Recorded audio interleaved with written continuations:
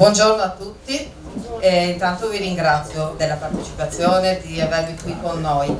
Io e Marco abbiamo ritenuto molto importante cogliere l'occasione di dare a Maurizio la possibilità di presentare questo libro. E perché abbiamo scelto questo? Perché quello che abbiamo vissuto, ciascuno in modo diverso, l'ha vissuto in maniera grave.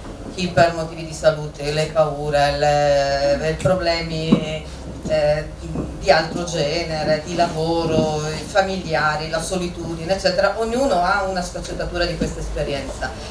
E purtroppo, perché indipendente da quello che dicono, non è che l'esperienza di per sé insegna. L'esperienza è un'opportunità. Se sull'esperienza riflettiamo, ci ragioniamo, ne traiamo delle conclusioni, ci insegna qualcosa. Altrimenti è uno dei tanti eventi che ci capitano nella vita, poi dimentichiamo. E io credo che aver riflettuto e condiviso delle riflessioni sia un'opportunità importante. Aver messo a frutto questa riflessione, questa condivisione per un qualche cosa di positivo, quindi devolvere poi il ricavato di questo al burlo e anche un voler vedere qualche cosa di futuro dopo questa esperienza. E quindi noi abbiamo detto sì, ci stiamo, vogliamo dare questa opportunità e basta. Lascio la parola a lui che avrà sicuramente cose più interessanti da condividere con voi. Grazie a tutti. Grazie Antonella, siamo qui oggi il Presidente, il Segretario Generale. Ringrazio tutti gli amici e adesso penso devo dare la parola al padrone di casa, al padrone dell'Isola d'Oro. Abbiamo con noi il sindaco Dario Raugna, al quale cedo la parola. Grazie, buongiorno a tutti. Per me è un onore poter presenziare a questo importante appuntamento, anche perché è importante adesso che stiamo uscendo auspicabilmente da questa maledetta esperienza.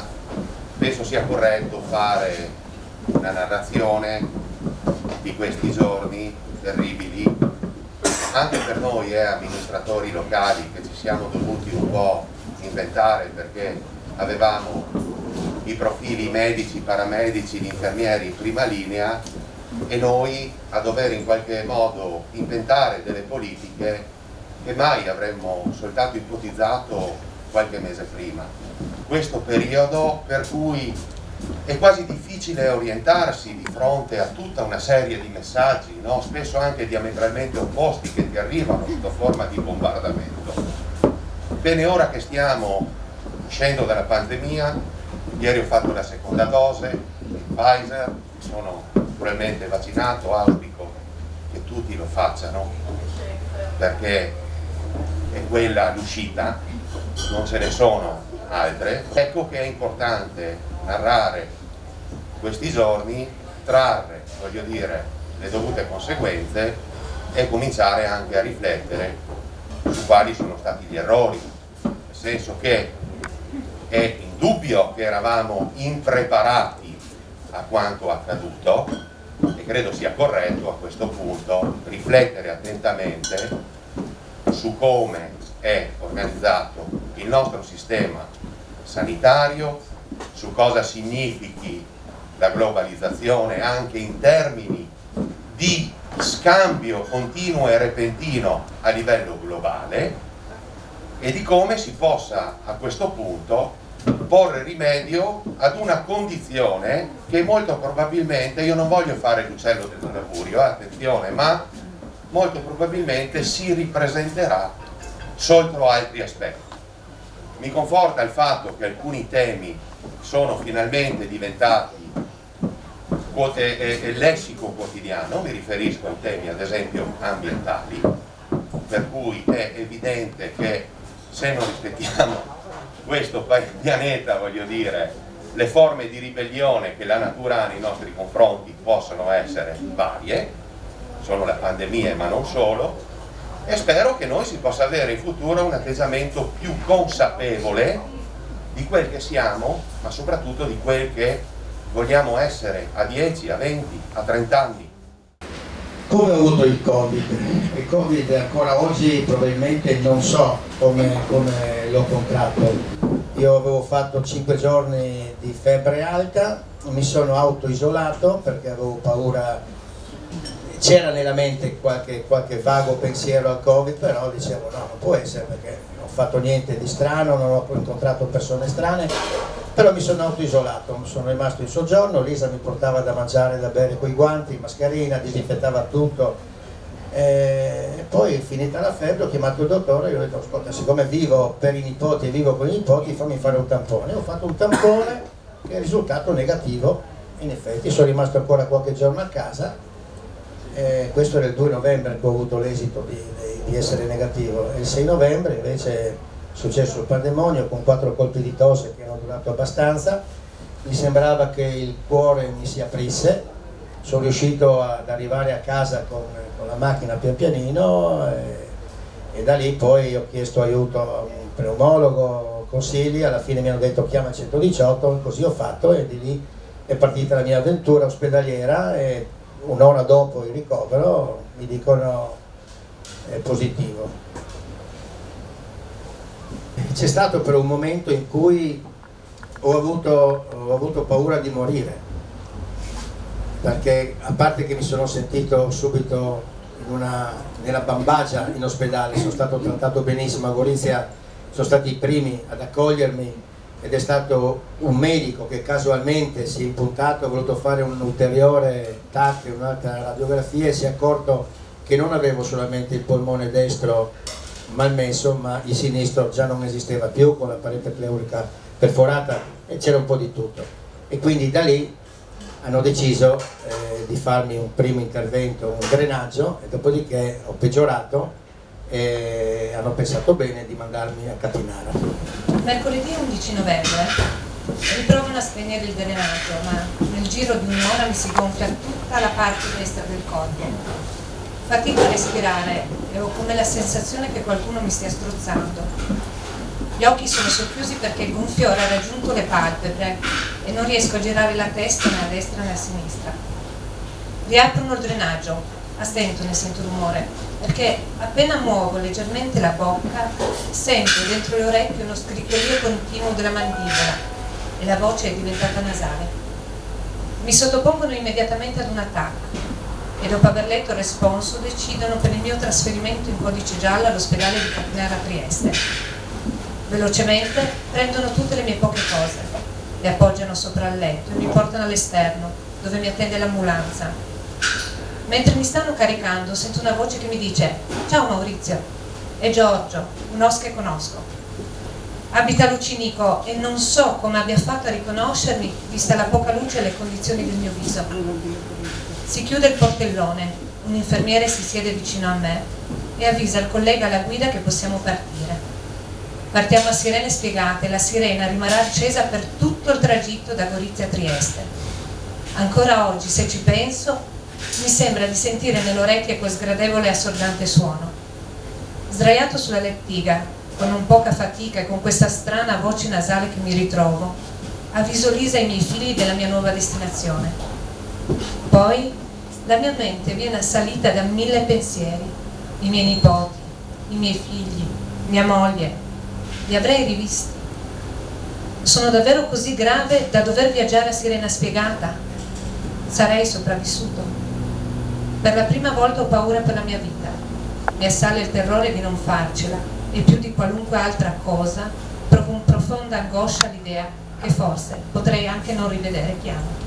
Io ho cambiato a Trieste 4 reparti che andava dalla terapia intensiva al Covid free, alla pneumologia, pneumocovid e alla chirurgia toracica. Tutti i reparti dove non passi per una semplice influenza o un'appendicite, e sono reparti dove la gente vedi che soffre.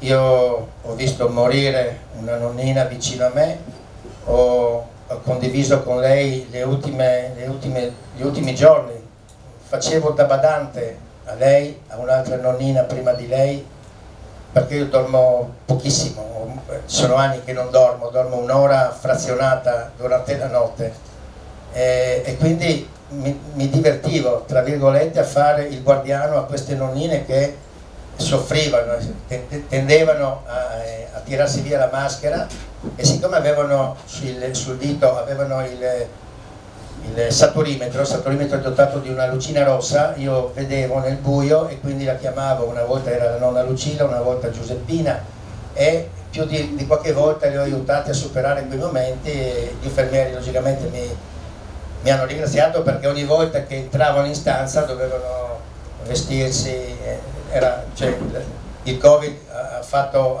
anche di questo purtroppo, no? Qualche volta dico, ma come mai nei telegiornali ti fanno vedere dei servizi dove i vecchietti vengono maltrattati, vengono bastonati nelle case di cura, e qua davanti a me vedo questi sanitari che pur avendo 90-92 anni, questa nonnina, giorno e notte corrono ogni momento e tentano di salvarle la vita. Cioè, ho conosciuto un personale sanitario, forse la sanità di per sé deve ancora fare qualche passo, deve ancora lavorare, ma abbiamo un personale sanitario che è eccezionale. Mi sveglio alle 3:15 per fare pipì e mi accorgo che ho ancora gli occhialini addosso. Alla mia destra c'è Lucilla, tenuta probabilmente in vita da un filo sottile. Penso a qualche ora fa, a quando la sua flebile voce mi supplicava di aiutarla dandole dell'acqua. In questo posto dove le giornate sono lunghe ma le notti lo sono ancora di più, hai tempo, molto tempo per pensare. E in questo momento penso a tutti quegli anziani chiusi in certe strutture dove vengono maltrattati verbalmente e fisicamente, umiliati e privati della loro dignità.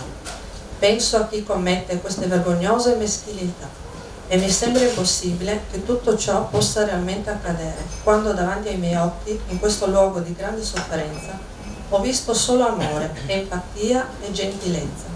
Sono testimone dell'impegno che questi dottori e questi infermieri ci stanno mettendo da 2 giorni per salvare la vita di questa nonnina dai lunghi capelli bianchi che vive sola a Basovizza.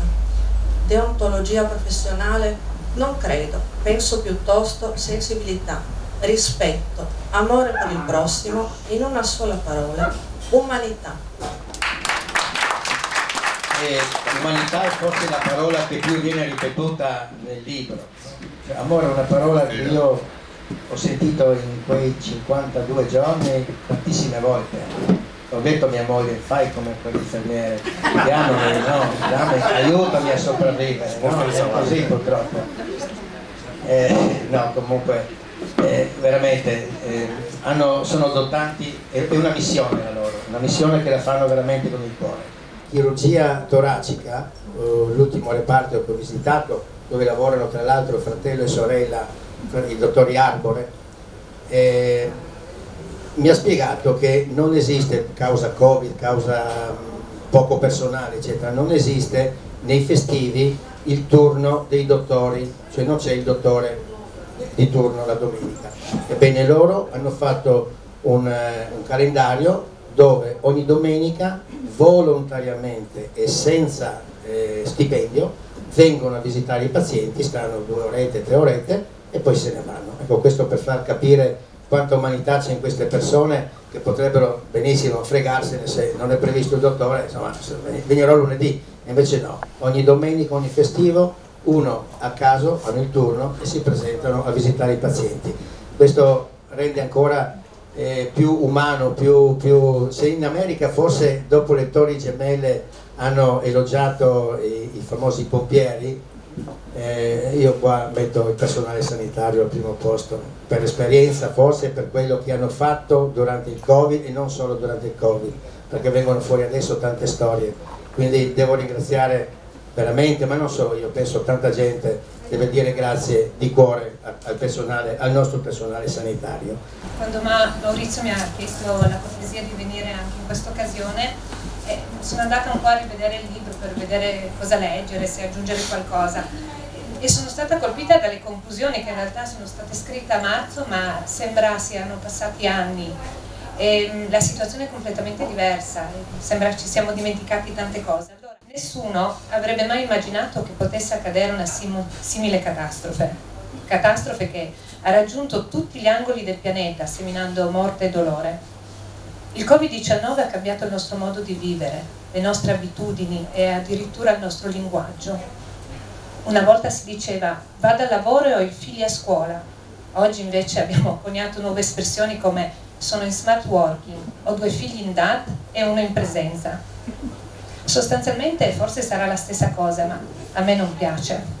Trovo sgradevole il suono di queste espressioni e soprattutto non mi piace il fatto che entrambe presuppongano la perdita di uno dei valori più importanti della nostra vita, le relazioni umane, il contatto diretto fatto di scambio e confronto tra le persone. Il tempo continua a passare, molte cose sono cambiate mentre tante altre sono rimaste uguali se non addirittura peggiorate e gli effetti della pandemia sembrano essere sempre più difficili da accettare e soprattutto da gestire. Non si sente più cantare l'inno d'Italia e non ci sono più tricolori o disegni di bambini con la scritta andrà tutto bene a sventolare dai balconi. La gente dopo più di un anno è stanca, sfiduciata, si sente anche un po' presa in giro. Agli italiani sono stati chiesti grandi sacrifici dietro la promessa di grandi aiuti. Nessuno verrà lasciato solo, hanno ripetuto fino alla nausea i nostri governanti. Peccato però che questi aiuti spesso e volentieri non siano arrivati e se sono arrivati sono stati talmente esigui da risolvere ben poco. Si stima che 17.000 imprese chiuderanno battente nel nostro paese, 100.000 nuovi disoccupati, il cui 98% sono donne. Un disastro non solo sanitario, ma anche economico e sociale, che ha portato a galla in modo ponderante le disparità sociali e di genere che ancora caratterizzano la nostra bella Italia. Se da una parte ci sono persone che combattono ogni giorno per salvare le vite umane, dall'altra c'è chi ancora mette tutto in discussione, rifiutando mascherine e distanziamenti. Sono persone che non sono convinte della gravità della situazione e che con il loro comportamento egoista e superficiale mettono in pericolo la vita di chi è più fragile. Basterebbe che a costoro venisse concesso di entrare anche per pochi istanti in un pronto soccorso, scambiare qualche parola con gli operatori sanitari o con il personale delle ambulanze, tutti sottoposti a turni estenuanti, ma sempre pronti a svolgere al meglio la loro missione. Solo così forse si renderebbero conto che purtroppo è tutto vero. Grazie a Lara, grazie a Daniela. Questo libro è nato per scherzo, è nato per gioco, ma è nato a un certo punto, mi sono reso conto che potevo essere un testimone di come si può superare questa malattia e poi soprattutto sono un testimone di quello che gli operatori sanitari fanno all'interno degli ospedali. Perché lo devo comprare? Perché i soldi vanno al burlo? O perché sono bello forse? Chissà. Ma Lisa mi ha sposato perché ero bello, dopo strada facendo ho cambiato strada, ho cambiato amici, ho trovato lo spritz, quando ho conosciuto lei bevevo latte, sono cambiate tante cose. E in ogni caso è anche un modo per fare un regalo, non so, sono 10 euro ben investiti e soprattutto aiutate me a raggiungere i 10.000 euro che sono destinati al burro. Dal profondo del cuore, grazie.